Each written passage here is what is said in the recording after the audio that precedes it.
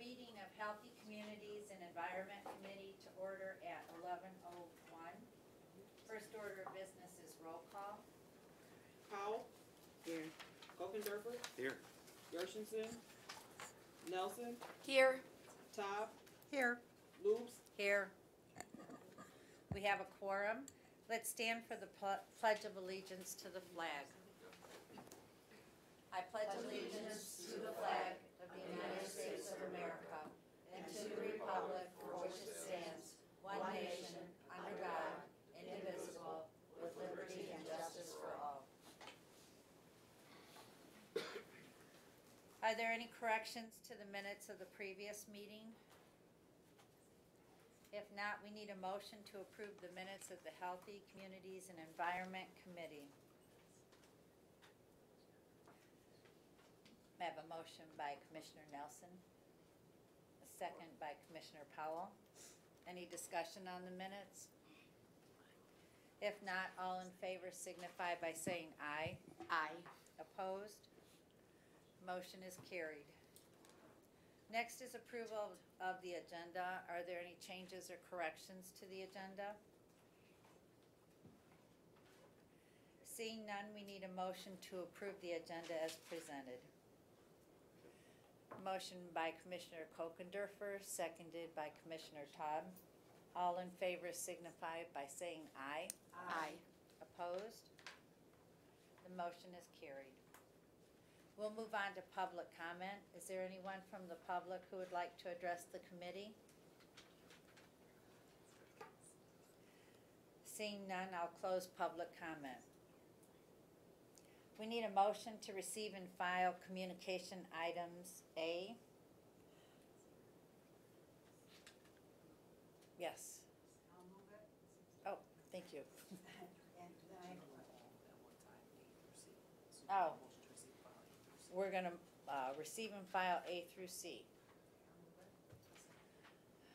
Motion by Commissioner Todd and seconded by Commissioner Nelson. All in favor say aye. Aye. Opposed? I have one. Yes. On the first one, the Michigan Department of Health and Human Services Board, we have minutes from there. Has the governor appointed someone else yet? Does anybody I don't know? One of the appointees is the governor's, and one of the appointees, I believe, is ours. Maybe two of them are ours, and one is the governor's. One is the governor's, and we make two appointments. And I wondered if the governor had appointed another person. You don't know? Is there some way we can find out? Is it? Okay. Will we find out before this meeting ends? He's been right now, yeah. In there, so we probably will. Then I have Yes. some more questions. Okay. On the, That was I thought it was in the ceiling. On the childhood-led grant application, is there someone who might be able to speak to that? Is that lead paint or lead in the water, which? It's actually a Thanks, Leanne. This is a comprehensive lead program. So we currently have a grant right now that $75,000 that really looks at a comprehensive testing policy and procedure in the county. So trying to get as many kids tested because we do have a very low rate of tested kids in that cohort of people. And so when a child is discovered to have high lead of a confirmatory test, we go in and do a comprehensive review of their home. The nurses go in and actually look at everything in the home, kind of do some case management. And if there is no site or spice or something in the home, lead paint that we think could be an issue, we go in and do an environmental testing, and then we would also do water on top of that. Yeah, and I did want to commend you on the fact that we did find some children with high lead levels in this county. And one of your health officers, as I recall, discovered it was because of some foreign purchased herb or spice of some sort. Am I correct, That's Leanne? correct. It was a spice, yes, and actually it was a national recall on their part by bringing that to the attention of the state. So, Yeah, thank you. Thank you. Thank you. Then I have one more. Wait a second. Yes, I can't find it. Let me just find this one.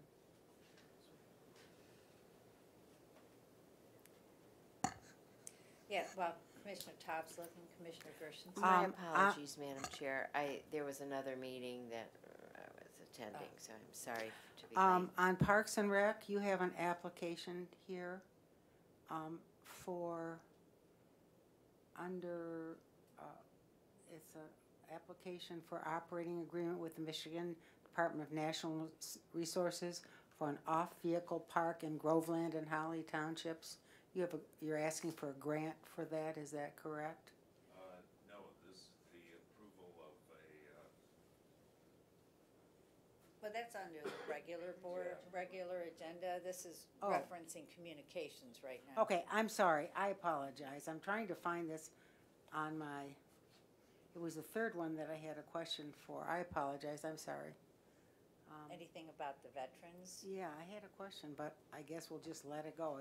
I did have a question about the veterans grants, but I can't find it, so that's what happens when you have computers and you can't find it on paper. I could have found it instantly, but right now I can't find it at all. So I will just let it go, okay? Okay, we have a motion and a second for communications. All in favor signify by saying aye. Aye. Opposed? The motion is carried. Commissioner Todd, do you have your question now? Yeah, yeah, I do. I found it. Hooray. It's on the VA grant. Is there anyone from the VA here? I guess not. Okay. I just had a question as to why this is not in the VA budget, why they're asking for a grant, but I guess nobody knows, so maybe somebody can ask them. Okay, so we have two questions to Um, follow up on. Yeah, thank you. Okay. We'll move on to the regular agenda. The first item is the Department of Health and Human Services Amendment 2 to the interlocal agreement with the Oakland Community Health Network for Substance Use Disorder Prevention Services. Is there someone here to speak to that? Is there a motion? Motion by Commissioner Powell, second by Commissioner Gershenson. Thank you. Thank you. Good morning, Leanne Stafford from the Oakland County Health Division. This grant is from the Oakland Community Health Network. It is a continuation of funding from fiscal year 2018. The total budget is $218,833. This covers 2 full-time health educators that work specifically in this grant. And basically what this grant does is it provides evidence-based substance use disorder prevention programming and services in schools and community events. We do work in Children's Village. This year we're slated to do Avondale School District, Pontiac School District, Waterford School District. We've also done some training in Southfield, again, Children's Village and Boys and Girls Club. Really what they look to do is provide programming for like life skills in elementary schools, in middle schools and high schools. And then we also do presentations out in the community for adults when requested. So would any of the presentations be to the FAN group or ACHC? Yes, they could. If they're requested, we would come in and do a presentation, yes. All right, thank you. Any questions or comments? Is there any further discussion? Hearing none, call the roll, please. Powell? Yes. Kokendorfer? Yes. Gershenson? Yes. Nelson? Yes. Todd? Loops? Yes. The next item is the Department of Health and Human Services Health Division 2019 Michigan Medical Marijuana Operation and Oversight Grant Acceptance. We need a motion. Motion by Commissioner Nelson and seconded by Commissioner Kokendorfer. Hi, this grant is actually provided by Michigan Department of Licensing and Regular Affairs, or LARA, as you may hear. The contract period actually started January 1st and goes through September 15th. The total budget is $366,702. We are looking to bring in 2 new part-time health educators that will focus specifically on this grant, and also 1 part-time graphic artist that will help us with the advertising and messaging development and just making things look really nice to go out into the public. The main focus and strategy of this grant is really education, awareness, and outreach regarding the health risks of medical marijuana. And this includes talking about messaging on brain development of youth if used under the age of 25, unintentional exposures, prenatal exposures, possible interactions with prescription drugs if people aren't just real sure of that interaction that may occur, talking about impaired driving, addiction information, poisoning of youth, and really safe disposal once someone has stopped using medical marijuana. So that's really the focus for this grant. Thank you. Commissioner Gershenson? So all the attention is going to be given to the negative side effects? I wouldn't call it negative, I'd call Or it prevention. Or the what? Prevention is what public health does. For instance, opioids, there's valid reasons to use opioids, but it's our job to make sure people are aware of the risks. Just like when you go to a pharmacy and pick up a prescription, there's a laundry list of things that you're informed about, and you can make decisions or have information available to you should you have a reaction or whatever. And in the case of medical marijuana, it's known that that type of information isn't really out there in the community. Well, I understand that, and I think it's very valuable. On the other hand, I know there are so many people that benefit from the liquid CBD, and also those patients that are using medical marijuana for legitimate. So I wonder, is there any effort to get the message out to the people that might Public health benefit? doesn't advertise or advocate for anyone to use any type of drug or chemical or anything in any of our, we provide risks for alcohol, but we don't advocate for alcohol. We provide risks for opioids, but we don't advocate.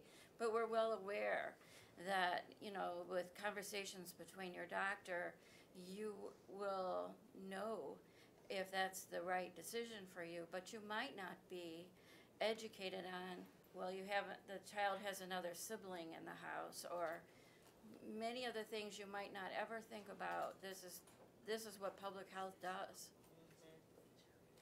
Okay, I understand. Thank you. Thank you. Yes, Commissioner Powell? So on here, from the original one we had seen before, I'm concerned with the IT development, IT operations. We spending almost, what's that, 80 something? Can you break down, what does that visualize to cost that much for IT development and IT operations? The majority of that is to create PSAs, so we will be working with our IT department to do videos and educational videos that can be played in doctor's offices, wherever they may want to select to shoot TV. And so the development cost, or what IT charges per hour, that's, I think, 2 PSAs that we're working on. We're also looking at a comprehensive communication system where we can display data and stories about the risks of, and again, play those PSAs. And so we're just looking at purchasing an IT software that will help us with that. So. Okay, and then,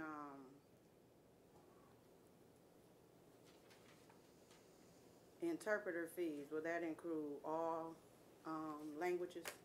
We will try to expand it to as many languages as we can that are existing in Oakland County. We generally do our largest languages in Oakland County. Okay, so be it for example, of course, y'all know my parents are deaf, so we have a deaf community here. Will something be in mind, or can y'all keep that in mind for the deaf community, that y'all bring an interpret the importance of what we're trying to put out? Because Good they point. need to be involved Yep. and included. Yes, thank you. And then, when you say you're looking for 2 employees and 1 graphic artist, are y'all going to do internal Or are y'all gonna post for them jobs, and if so, where are people to, access to apply? We will post for those positions, and they will be on the Oakland County job site for them to apply for. And these are for outsiders, or y'all Sure. gonna Yes. honestly start inside? Cause I know sometimes nope. we start inside to recruit first. These will be 2 new individuals. So Okay. 3 with the graphic artists, all new individuals. Okay. Because they're short-term in duration and part-time, that's not the kind of thing you generally fill internally. Okay, got it. And then, oh, and then of course, we know Pontiac has a lot going on right now. And, be it if I needed resources or you all to come to the district and talk about these things, are y'all willing to do that for me? Absolutely. And any resources I may need, I just need to call you all and we see what that look like, right? That's correct. Thank you. Commissioner Todd? Yes, I was struggling over the first be it further resolved because it's a little bit difficult. It says, be it further resolved, the chairperson of the Board of Commissioners is authorized to execute the grant award, and this is what I'm struggling over, and to approve any grant extensions or changes within 15%. And I think you meant to say under 15% because according to our board rules. It's true. Yeah, You're right. though I would like to substitute the word under Under. 15%, because if I may make that motion, Madam Chair, because our board rules say that anything over 15% must come to the Board of Commissioners. Right. So I think the word under 15% would be a better choice. Would accurate. that be okay with you? Yes. Okay, I'd like to make the motion that we change the word within to under. What is it, 15% and under? 15% and under. Okay, that would be good, thank you. Yeah, good point. Yeah, We have a motion, do we have a second? So the language, just for clarity, so the language is, execute the grant award and to approve the grant extensions or changes say it again, of 15% or under, Is that what you're saying? of 15%. Where is that? I'm sorry. It's a Oh, first I be, got it, I got it. Yeah, we usually have standard language for that, and that's what I thought it was, but. yeah, because it's confusing, because if the grant for some reason goes to 30%, it won't, but if it does, then the whole board has to approve. Correct. But if it falls within that 15%, then we Yeah. have a way in which to do it. I think Yeah. that's what That's- You wanna say of 50% or under of the original. Right. Is that right, Shelley? But if it falls within that 15%, it's fine to change it to say 15% or under, but within 15% means it's not going to exceed the 15%. I agree with you. I agree. Okay, so I'll remove my suggestion, but I hope everybody gets it, you know. And I hope that anything over 15% comes to the Board of Commissioners as a whole, as opposed to the chair. I thought it was, the word within was confusing. I'll withdraw my motion, thank you. Any further discussion? Hearing none, roll call please. Kokendorfer, Yes. Gershenson. Yes. Nelson, Yes. Cobb, Yes, Powell, Loops. Yes. Thank you. Thank you. Thank you. Next agenda item is Parks and Recreation Commission approval of operating agreement with the Michigan Department of Natural Resources for an off-road vehicle park in Groveland and Holly Townships. Good morning, Commissioners. Dan Stutzel, Executive Officer, Oakland County Parks and Recreation Commission. To my right is Melissa Prouse, our Supervisor of Planning and Resource Development, and Jody Hall from Corporation Council. The vision of an off-road, Before you go, we need a motion and a second. sorry, Moved by Commissioner Gershenson and seconded by Commissioner Powell. Thank you. thank you. Sorry about that. The vision of an off-road vehicle facility in southeast Michigan has been a 50-plus year effort. The highest numbers for off-road vehicle registrations is in Oakland County, as well as the southeast Michigan area. back in 2008, a statewide off-road vehicle master plan recommended that the operation of a future off-road vehicle facility would be in partnership with a local unit of government. And in this case, the Michigan Department of Natural Resources has reached out to Oakland County Parks and Groveland and Holly Townships for the construction and the operation of this facility. And the DNR has been working with us, which seems like an eternity, but it's been almost 10 years on this process.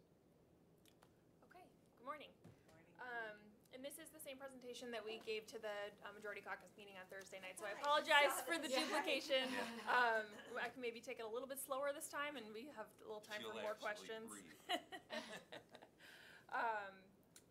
So the ORV Park is right now, there's 235 acres of sand and gravel mines that have been acquired by the DNR for this project. We're expecting 113 of those to be open in 2020. So the park will be state-owned. It'll be DNR property, but it'll be operated by Oakland County Parks and Recreation. It'll be open to all types of ORVs, and right now we're planning to open in July of 2020, July of next year. So just kind of some high-level details about the project. Dan mentioned this has been a long-term conversation with the DNR that we're very excited to finally see come to fruition. The DNR was awarded a $2.9 million grant from the Michigan Natural Resources Trust Fund to acquire the property. They have since then also awarded a $160,000 grant for design and development of the park, and we anticipate another $250,000 grant this year for the actual development and construction at the site. Those 235 acres were closed on by the DNR back in 2017, and then we spent essentially all of 2018 negotiating the operating agreement that's before you for approval today. This year we have a memorandum of agreement in place with the DNR that allows our staff to be out on site for planning and design activities. We're also working with the DNR to hold some test events throughout this year, and actually one last fall as well, so that we can get folks out on the site, see how the different types of vehicles are using the site, what they like, what they don't like, and that'll inform our planning process.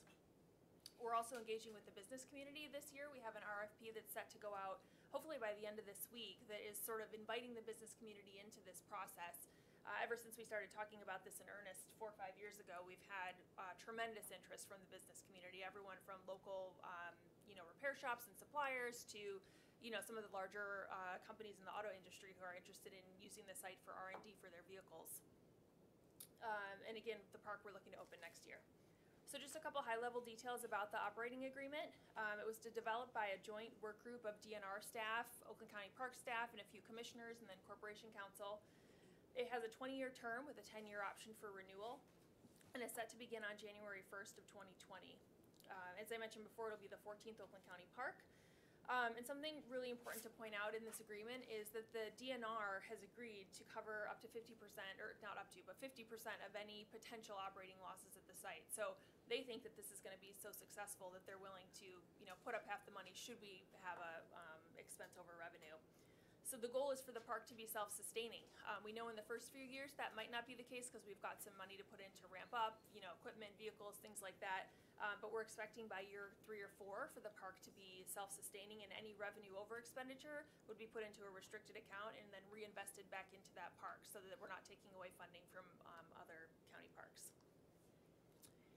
And this map just kind of shows where we are situated in terms of all the other recreational land around there.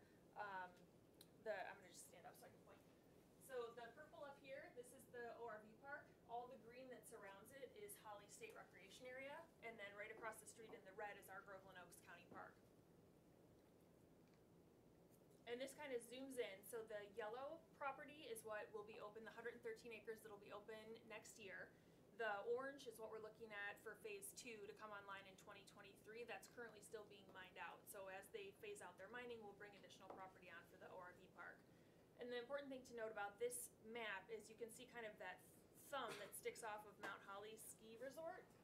The DNR is currently negotiating a property swap with Mount Holly so that they can build a new ski run that's kind of faces the highway there. And in return, they're going to be granting the DNR property that's essentially the south elevation of Mount Holly, so up the back slope that we can then use to cut in some trails and single track for the ORV park. And this is important because we're partnering with Mount Holly to actually use their parking facilities, their restrooms, and their ticketing area, which is going to save us a significant amount of capital investment in that first year. And works out perfectly since our busy season is their off season. So just a couple pictures. This is kind of what the site, this is actually a couple years old, and it's, you know, it has shifted quite a bit since then, but just kind of gives you an idea of what the topography looks like out there. The property that's coming online in 2020, the gentleman who passed away last year that sold that property to the DNR was very excited about this project, and he built quite a bit out there for us before he sold the property. So there's, you know, already features and hills and rocks and logs, and really a good sort of base for the park, right? So this is the map that some of the special events have been using, and you can kind of see we've started to name things and features and trails, so that people can understand where they're going and what they're doing while they're out there. These are some pictures from a test event that we did back in 2015, the Dixie Gully Run. I'm not sure if anyone remembers that. The goal here was just to kind of test the market and see how interested people in Oakland County were about this type of recreational activity. And we had, I think, about 350 or 400 vehicles out there and a waiting list for that event. So that was very successful. And then these photos are from an event actually just this past February 23rd.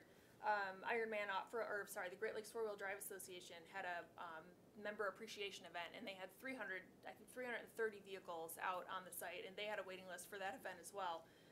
But it was very interesting to see how folks use the site in the winter with snow and ice on the ground. This was the queue of vehicles about 2 hours before the event even opened. They were lining up there by Dixie Highway.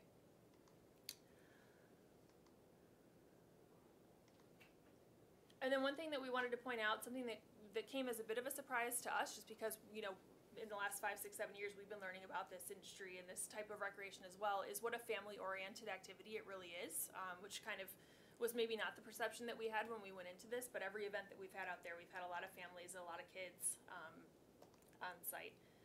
And our staff and our sheriff's department have been out there too, getting the lay of the land and figuring out how they're going to patrol, how search and rescue might go, and all of those details. And then just these last 2 slides, we just wanted to mention that this park is kind of spurring some new interest in looking at the whole Dixie Highway corridor, and the County Economic Development Department has been working with the communities up and down the corridor to see how we can potentially leverage the investment in this park to look at the development of that as a recreation corridor or a historic heritage corridor, sort of as a catalyst for that recreational tourism that you can see up and down Dixie Highway.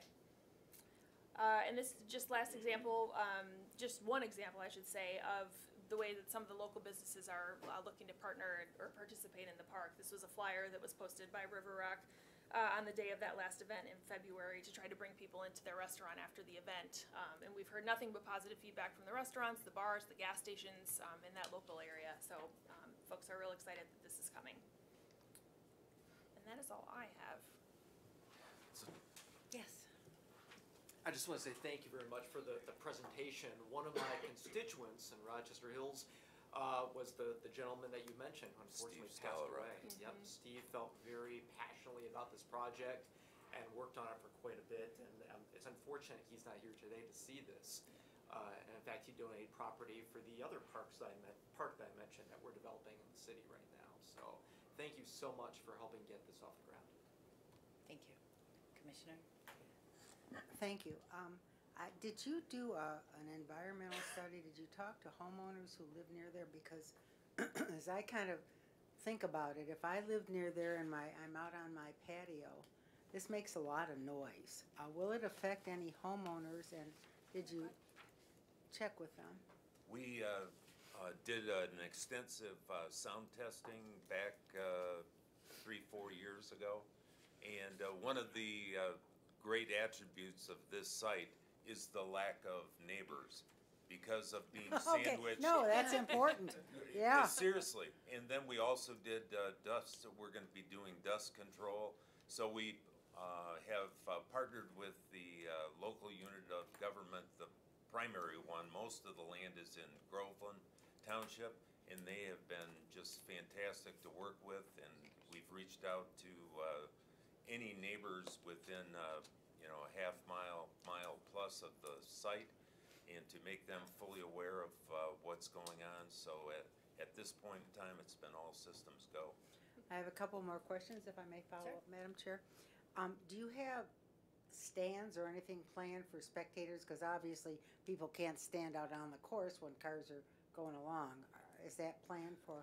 It is, yeah, that's actually a kind of a key part of the planning and design process that we're doing right now with Row Engineering, because we know, and every time we've been out there, we see that folks will congregate and they'll get out of their vehicles and they'll kind of look down or look up, depending on what it is that folks are doing. So we'll be building some sort of viewing areas into the design.